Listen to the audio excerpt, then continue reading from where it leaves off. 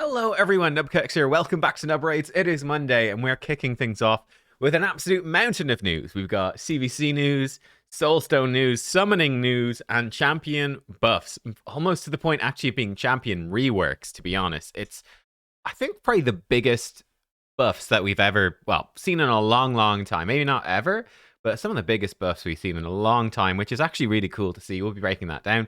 So yeah, CVC will be starting tomorrow, and it is a personal reward CVC. It's back to back.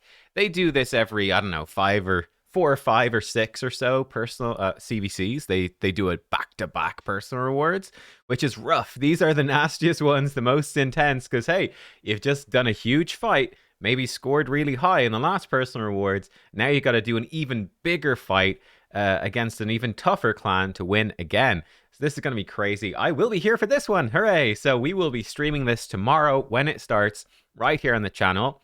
Be there or be square. We'll be doing it. We've got some fun stuff actually for me because I've got a Quintus, so we can actually build him up and maybe do like a quick Hydra run with him. Of course, we pulled Vizug, so we'd be booking him up as well and getting him. So we've got a lot of stuff we can potentially do on the stream. We might not squeeze it all in. We'll figure it out though. So yeah, lots of stuff. So that will be fun.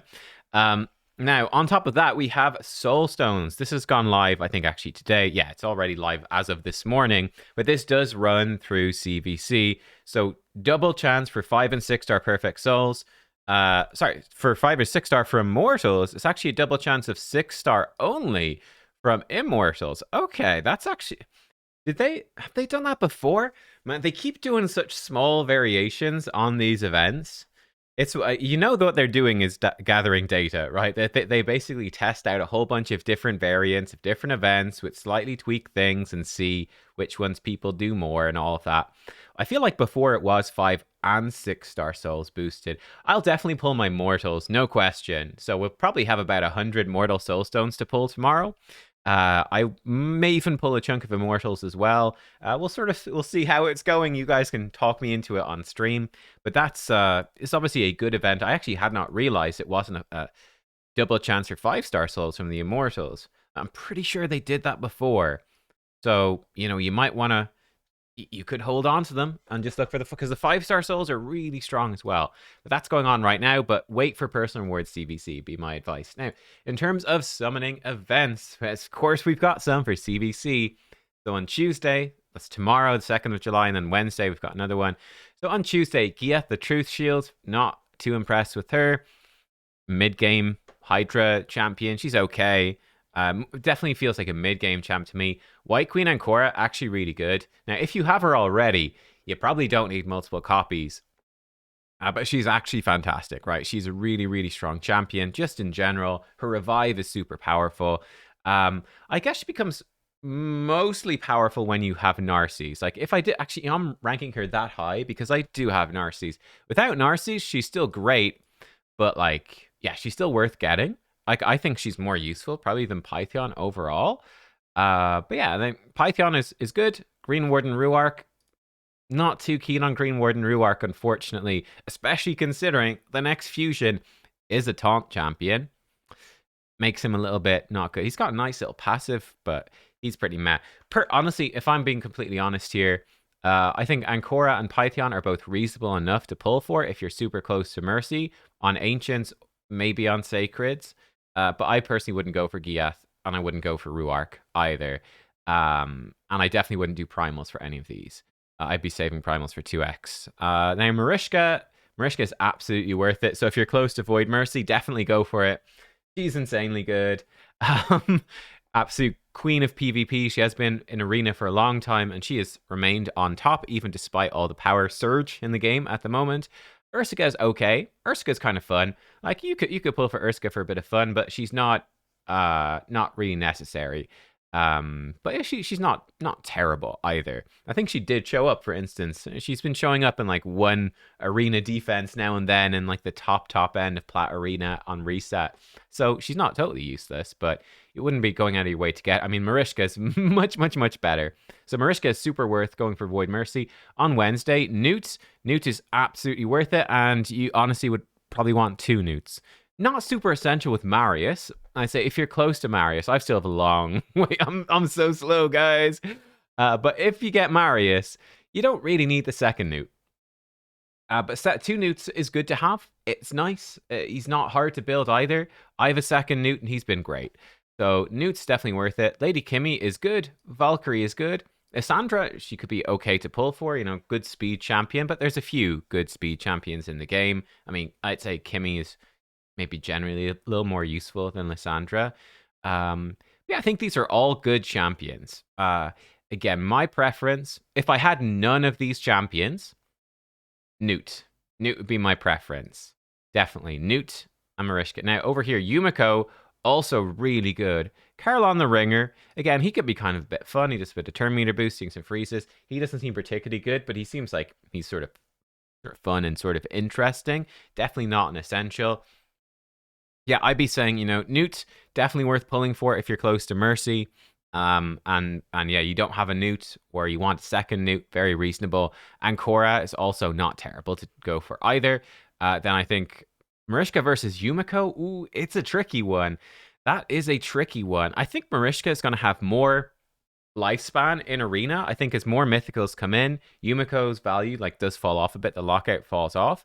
Yumiko's really good for resetting you though for PvE as well. They're both strong. It's tough to say which one is better. I don't know. I'll leave that up to you. Honestly, it's Marishka and Yumiko are absolutely top tier. It's kind of hard to go wrong. I say Marishka is maybe a bit more PvP oriented and will be for a longer time, whereas the Yumiko is probably, she's still really strong for PvP, but that's going to be, I think, is already falling off a little bit and will be a bit more so in the future with more mythicals. But she's going to remain very strong for any PvE content. Obviously, your Trunda team and Hydra might be nerfed, but right now she's the queen in there. And yeah, any reset stuff for farming waves and things, she's great. Dragon reflecting debuff, she's great. Both good. I'll leave that up to you. Let me know in the comments. Which one would you go for? Let me know. Right, now, the final thing. It's time for some massive champion buffs. Like I said, they're not skimping on these ones. So, first up, Greathoof Loriaca is getting a huge buff.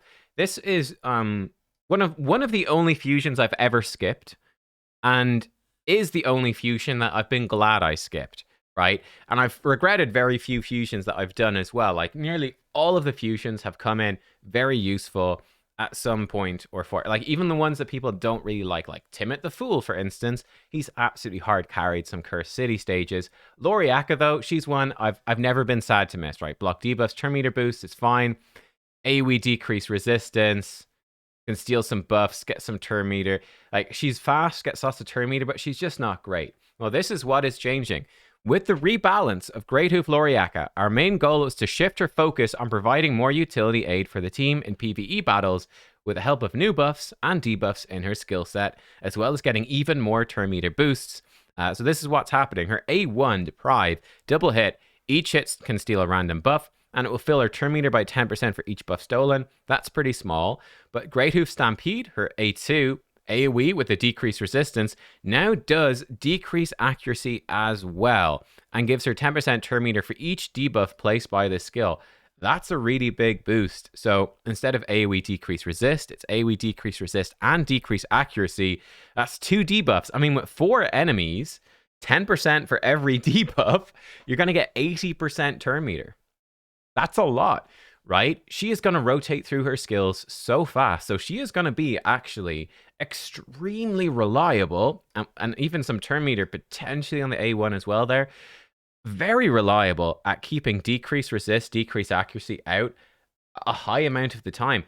Decrease resistance is a debuff that doesn't get used all that much, unfortunately. There's just not that many places for it, but decrease accuracy is really nice. It is really, really nice. This could actually be quite good for Hydra, honestly. Could be very strong for Hydra, very strong for wave content. Yeah, just removing the accuracy requirements basically for waves. Lets you build damage dealers, like Cursed City stages. That's your damage dealers, place debuffs easily. A lot of Cursed City stages and Soul Cross have resistance requirements, and the bosses do as well. That makes it's pretty cool. Then Dance of War, finally, block debuffs and increase accuracy on all allies for 2 turns. this is I think a pretty big buff to her. That becomes pretty juicy. So she's now block debuffs, increase accuracy, 20% turn meter on a 3-turn, AoE decrease resist, decrease turn meter with a huge turn meter boost. The A1, like I said, is more of a filler. She's got short cooldowns, but maybe a tiny bit of turn meter. She does get a lot of turn meter from her passive as well. 5% whenever an ally's buff removes, transferred, is stolen, or expired. This actually can proc really fast, and she's now even bringing an extra buff as well to give her even more turn meter. She is going to be very reliable. Like, this could be a great budget champion for you in Hydra. Someone that's going to, remember, with all this turn meter she's getting, very reliable turn meter boosting, very reliable block debuffs, because she'll be so fast, she'll keep it up on your slower champions 100% of the time, no problem. Very reliable, increase accuracy, decrease, like, she is genuinely super good for Hydra now, I think, for a lot of players, especially trying to get into it for the first time. She's going to be massive to make everything more consistent, pushing into a higher difficulty for the first time. Really strong for Curse City. She now becomes a champion that's actually useful to have. Like, she's not, obviously, the best, right? You'd rather have, Star Sage Galathier, obviously, but she becomes way better. And now I'm kind of sad I don't have this champion. Like, she'd actually be kind of cool. I mean, I don't need her for I guess that's the thing. I don't need her for anything. But man, it's a big buff. It really is. She just became way more useful. Very, very substantial buff right there. And then next up, Jingwon is getting a buff. Now, funny enough, this guy actually got a big buff before, right? When this guy released, he was widely considered to be probably the worst Void Legendary in the game.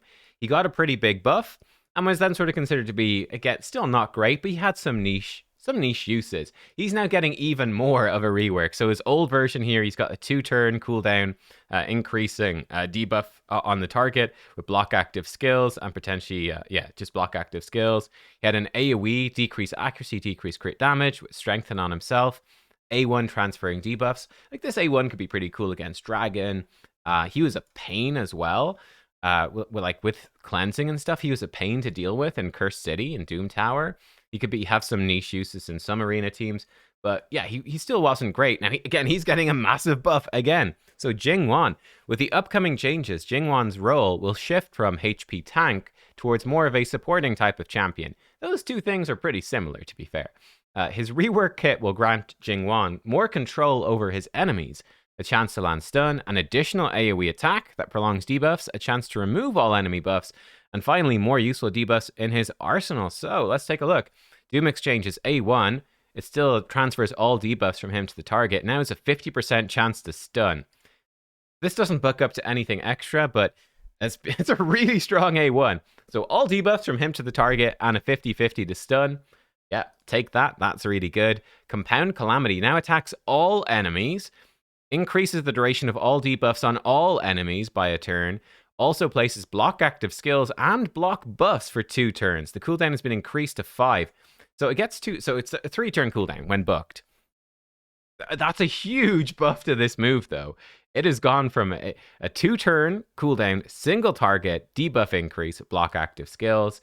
That is now changing to an AoE attack, increase all debuffs by a turn, block active skills, and block buffs. That's really strong. So, like, you slap that on in arena, block active skills, block buffs, that's potentially pretty good. AoE. In Hydra, that's actually quite decent for the block buffs and increasing enemy debuffs. That's really good. In wave-based content, again, like Curse City or anything, potentially this new clan. I didn't even mention Clan Wars for Greathoof Loriaca, but this is something we'll see what champions are good there. This is just a super good move, again, for wave-based content. Block active skills, block buffs, and increase their debuffs. Yes, please. On a 3-turn is still reasonable. Power Flare is a double hitter AoE still. The first hit removes all buffs from all enemies. The second hit does decrease accuracy, decrease crit damage, and then put strengthen on all allies. Oh, so this is a huge buff as well. So before, this was the double hit. The first hit did decrease accuracy. The second was decrease crit damage. Then it was strengthened just on him. This is now being changed to being an AoE buff strip. The second hit, decrease accuracy, decrease crit damage, and then strengthen on your whole team. Really, really big. Like, my goodness, this is a huge set of buffs to this champion. That becomes really good. So you put him into wave-based content. Or you put him into Hydra. Again, Hydra is pretty good. You get buff strip, the decreased crit damage, not useful for Hydra, but look, buff strip, decrease accuracy, strengthen for your team, really strong. Then you come in, you extend the debuffs, you put block buffs, you put like, oh my gosh, he's a beast. Like, he's gonna be absolutely. There's some Cursed City stages where you fight Jingwon. Like, he just became absolutely terrifying in those stages, right? Because he can strip your buffs and decrease accuracy, so you can't crowd control them effectively. Then he can put block active skills and block buffs on you, and he can extend the decrease accuracy, the strengthen to keep his team alive, and he still has a good passive as well, where he is immune to crowd control himself always. And then on a 4 turn at the end of an ally turn, he'll actually cleanse debuffs from all allies and give them block debuffs if he cleanses them. So like if you AoE stun a wave with Jingwon, soon as somebody on their team takes a turn, it removes that AoE stun from all of them and gives them block debuffs. And this guy's immune himself and he's stripping you. Like, he became kind of terrifying, honestly, for wave content, and actually really good for Hydra. It's something I like a lot. They've been putting out more AoE block buff options for Hydra. It's something that's been pretty limited for a long time. Like, for a long time, it's just like, well, I guess we just all use Ugo. Like, unless you've got one of the super rare Void legendaries, but there were just very few options. They've really made a bit of an effort recently to improve that. They've even put out a few Perfect Veil champions as well, which has been pretty cool too. I'd love to see even more of that. But they've really been expanding the options for Hydra. This is a great move for that. Yeah, this guy, he became actually like a bit of a Giga Chad.